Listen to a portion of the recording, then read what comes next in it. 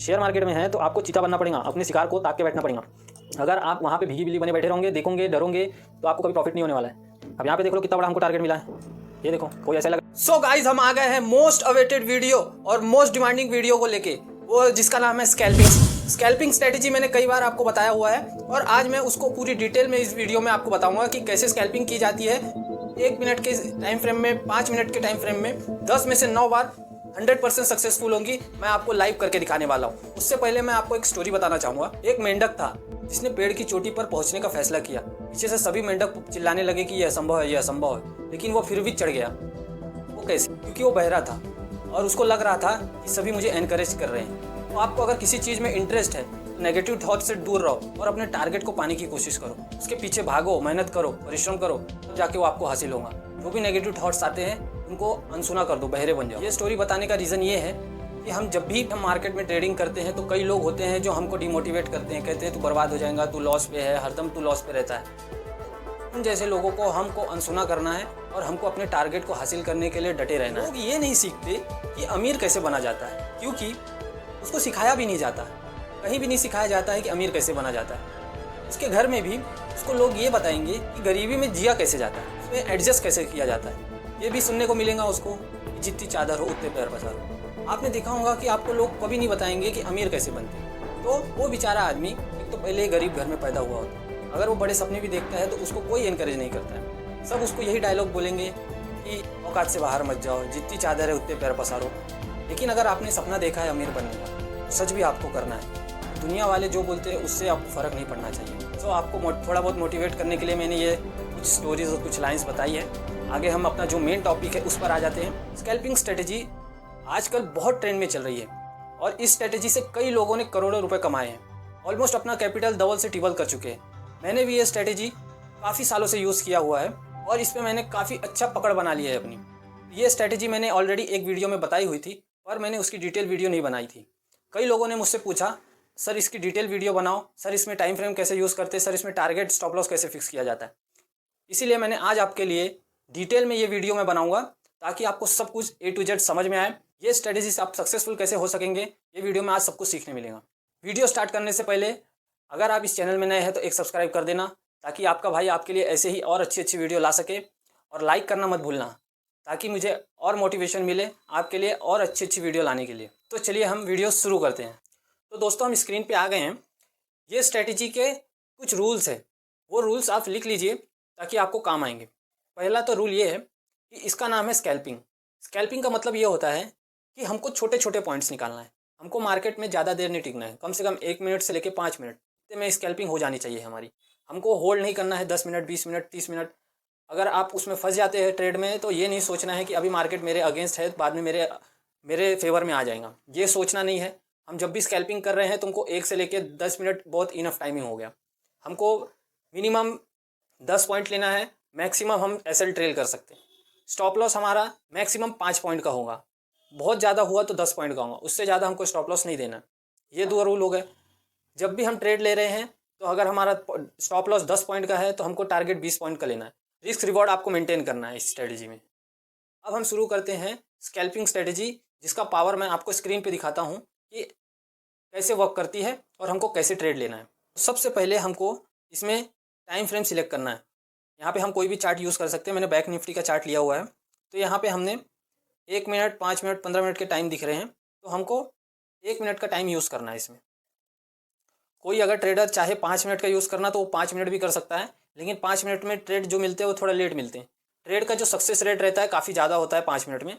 1 minute में भी होता है सक्सेस रेट उसका अच्छा खासा, लेकिन ऐसा नहीं है कि 1 मिनट में नहीं होता। लेकिन 1 मिनट में आपको जल्दी जल्दी ट्रेड मिलेंगे तो उससे आपकी ओवर ट्रेडिंग भी हो सकती है। तो हमने यहाँ पे 1 मिनट का टाइम फ्रेम लगा लिया है। यहाँ पे हमको इंडिकेटर में जाना है। सिंपली हमको यहाँ पे EMA सर्च करना है।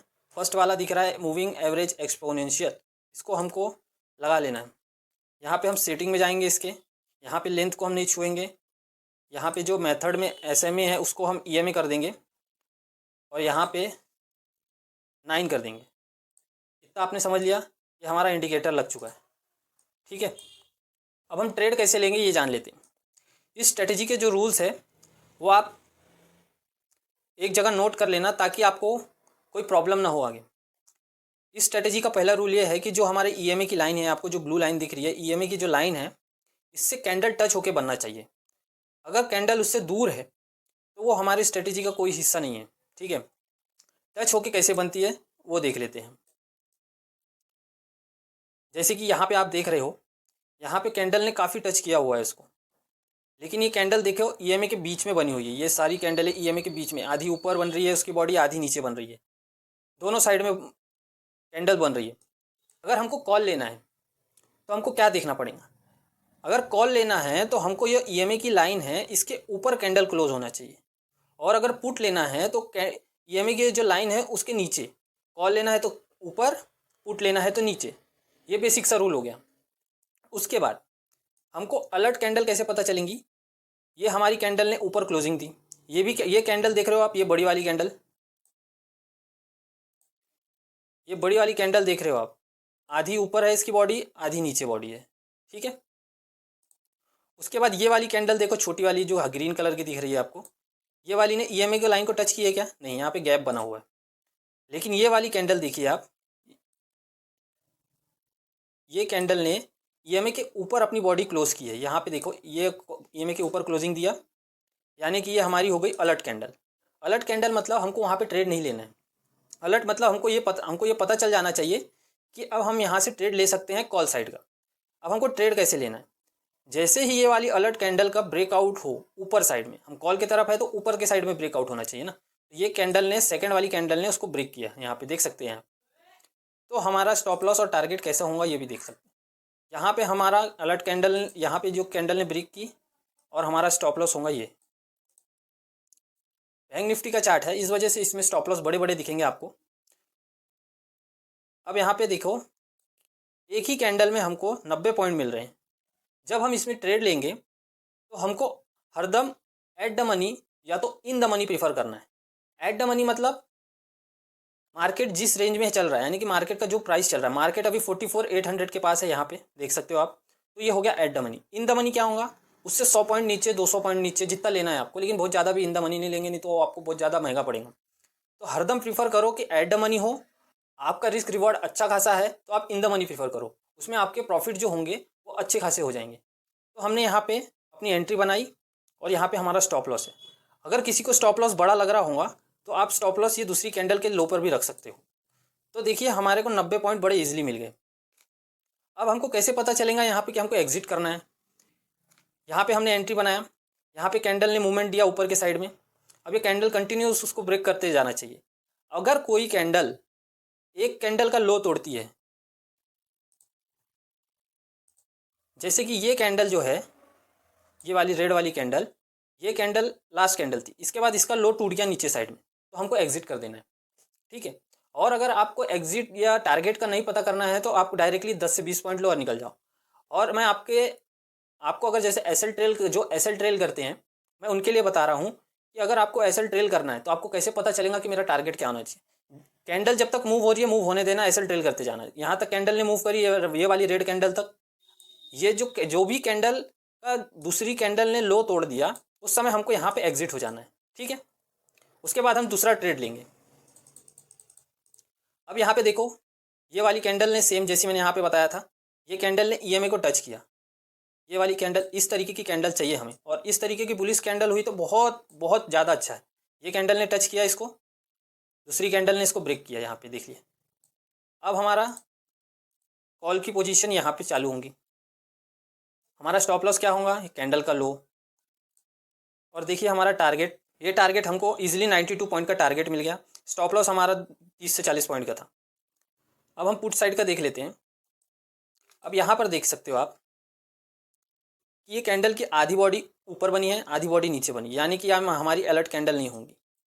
यहाँ पे देखो सारी कैंडलें दूर बन रही है, तो हमको यहाँ पे फोमो में एंट्री नहीं लेना है। अगर हम फोमो में एंट्री लेते हैं तो हमको स्टॉप लॉस नहीं मिलेगा।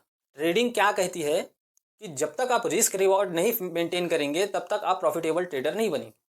आप बोलोगे सर इस स्ट्रेटेजी में तो इतना बड़ा मूव हमने कैप्चर ही नहीं कर पाया।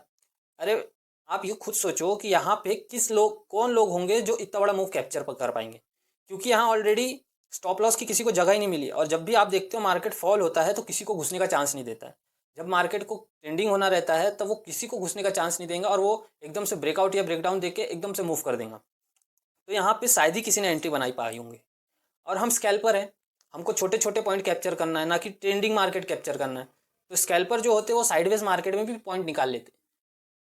अब हमारा यहाँ पे देखिए फिर से हमको यहाँ पे एक अलर्ट कैंडल दिख रही है इस जगह पे, यहाँ पे ये यहाँ पे बाकी आपने देख रहा होंगे नीचे बन रही है, ये वाली बीच में बन रही है, ये दोनों दूर दूर बन रही है उसके, लेकिन ये वाली एकदम करेक्टली टच होके बनी और हैमर कैंडल भी दिख रही है। तो अब हमारी एंट्री हो जानी चाहिए यहाँ तुरंत।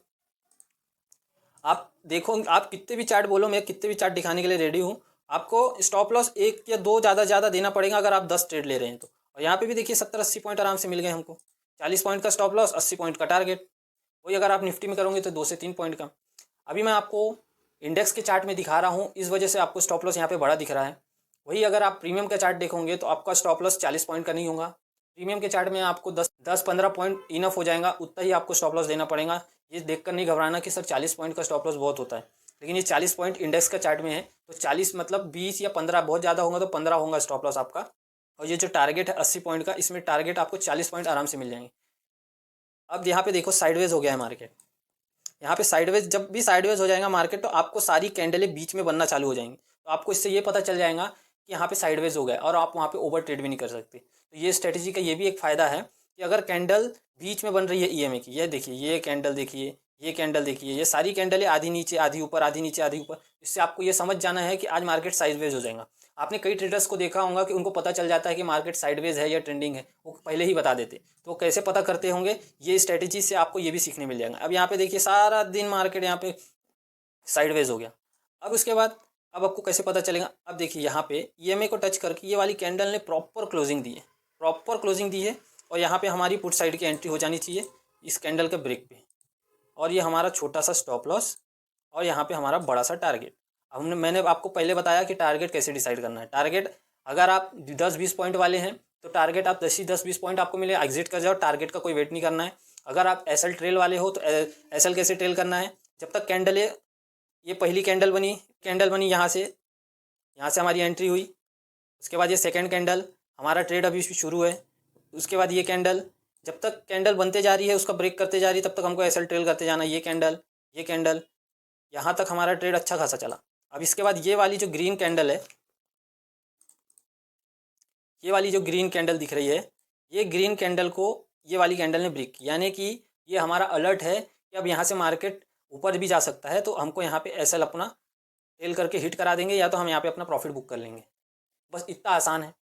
और दिखाता हूँ मैं आपको, काफ़ी सिंपल स्ट्रेटेजी है। आप अगर अच्छे से इसका बैक टेस्टिंग करके देखोगे, 1 महीने 2 महीने का पहले का भी चार्ट देखोगे ना, तो आपको इतनी पावरफुल स्ट्रेटेजी लगेगी कि आप बोलोगे कि काश मेरे को ये पहले पता चल जाती। तो आप इसमें वर्क जरूर करना और एक बार बैक टेस्टिंग जरूर करना, ताकि आपको पता चले कि कैसे ट्रेड लिया जाता है। सिर्फ देख कर नहीं ट्रेड लेना शुरू कर देना, कि कल को आप मुझे ही बोलोगे कि सर आपके कहने पे मैंने ऐसा ऐसा किया था और मुझे लॉस हो गया। एक बार आप पहले खुद बैक टेस्टिंग करके देखो और खुद पता लगाओ कि कैसे ट्रेड लेना है, कैसे स्टॉप लॉस देना है। दोनों इंडेक्स का भी चार्ट देखो, प्रीमियम का भी चार्ट देखो। और जब भी आप स्कैल्पिंग कर रहे हो तो इंडेक्स का चार्ट और प्रीमियम का चार्ट दोनों एक स्क्रीन में लगा लो, ताकि आपको दोनों चीज़ों में पता चले। अगर आप देखते होंगे कई बार कि हमारी एक कैंडल ये जैसे इंडेक्स में बनी हुई है, लेकिन प्रीमियम में वो वाली कैंडल उसको ब्रेक नहीं करती होती। तो हमको ये अलर्ट हो जाना चाहिए कि प्रीमियम में अगर ब्रेक नहीं कर रही है, सिर्फ इंडेक्स में ब्रेक कर रही है, तब वहाँ हमको कूदना नहीं है। दोनों में सेम होना चाहिए, ज़्यादा हमको कन्फर्मेशन हो जाएगा कि हमारी स्ट्रेटेजी वर्क कर रही है। तो आप जब भी उसमें ट्रेड लो तो प्रीमियम का चार्ट और इंडेक्स का चार्ट दोनों लगाना। और मैं आपको एक आधी एग्जांपल दिखा देता हूँ। अब यहाँ पे साइडवेज मार्केट में, जैसे कि यहाँ पे देखिए, यहाँ पे साइडवेज मार्केट है, 5 मिनट में कैसे वर्क करती है अब हम ये देख लेते हैं।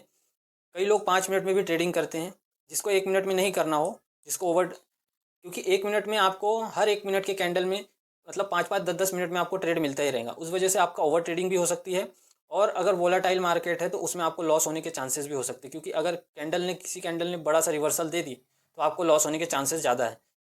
इस वजह से आप 5 मिनट में भी कर सकते हैं ट्रेड, अगर आपके ओवर ट्रेड हो रहे हैं तो। और आपको अगर कोई ट्रेड नहीं दिख रहा है तो आप 1 मिनट में भी देख सकते हैं। 1 मिनट में टारगेट आपके छोटा होगा और स्टॉप लॉस भी छोटा होगा। 5 मिनट में आपका स्टॉप लॉस बड़ा होगा और टारगेट भी बड़ा होगा। अब यहाँ पे देखिए, यहाँ पे मार्केट ने ओपनिंग दिया,